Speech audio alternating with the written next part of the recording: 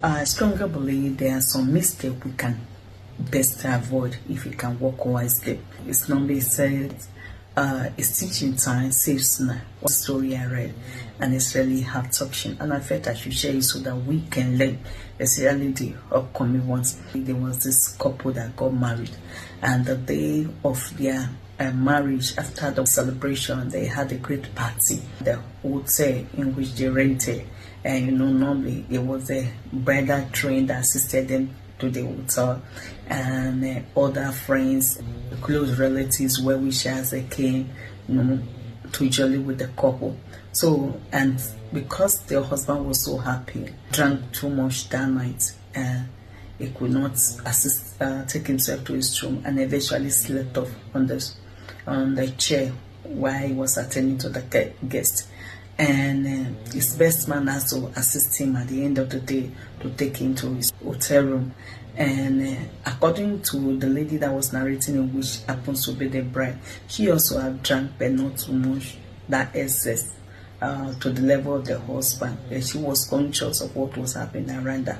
So as the best man assisted her husband to their room, best man somehow actually they did what they are not supposed to do. What the groom should have done with the wife that night, it was the best man that now did to the bride. And then the morning came, the husband became conscious of himself. I know normal husband and wife run is now, they had it together.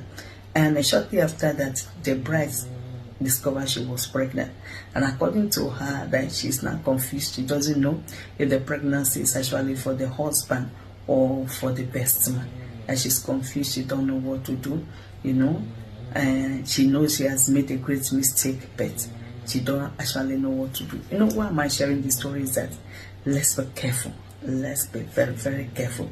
In the midst of our joy, the enemy wants to bring in sorrow, but I am telling you, this can be avoided if we can walk wisely.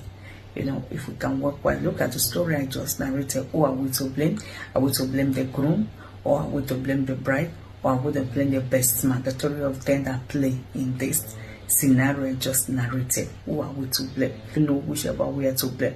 But however, if one has been extremely careful, I think the whole thing will be avoided. According to the lady now, she doesn't know how to narrate the whole issue to the husband, which I've not known what transpired, that night.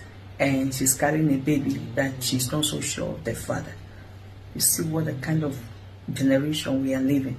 So please, let's be very, very careful, so that we don't give room to the devil. And at the end of the day, we are lamenting. And these are mistakes that can be avoided if we can be so watchful. Please, the Bible says, wash and pray.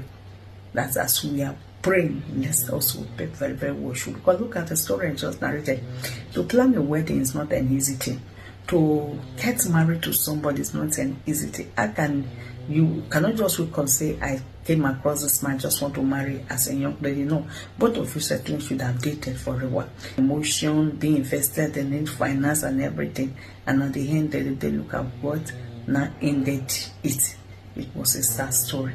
So please, let's be very, very careful the kind of steps we make, so that we avoid great mistake. Because eventually she gave birth to that child, she's confused. Time to come, the child will grow up. I don't know how she will look at that child and at times and begin to wonder, who actually is the father of my child. Suppose something happened that, okay, they went for a DNA and it eventually shows that the best man is the father of the child. How is she going to go about it? So please, let's wash out. God will help us.